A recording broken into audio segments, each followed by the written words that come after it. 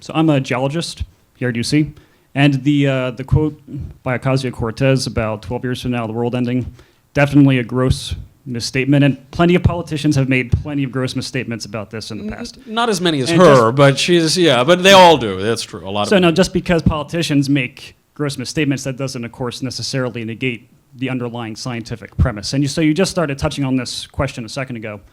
But if you could get one piece of evidence that would really convince you that anthropogenic climate change is real, what would that be? Well, I would need more than one little piece of evidence, frankly. I mean, I'm open to considering. I am not convinced that the world isn't warming. I'm not convinced that human activity doesn't play some role in that.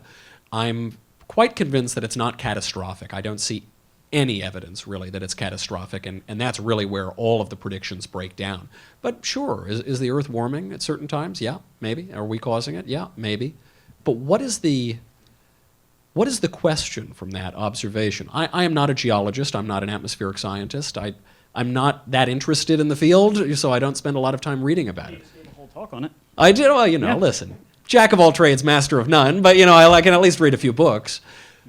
The question is, what do you predict will happen with some specificity, and then what do you propose we do about it? I think rather than saying, haha, I have this one study, and therefore it proves that we need to upend the entire economy or ban cars, I would ask if a scientist, and necessarily, I suppose, a political activist, if he's asking a political question, shows me a scenario of something that will happen, says that the consequences will be very dire, gives me some options on how to address it, I would consider those options.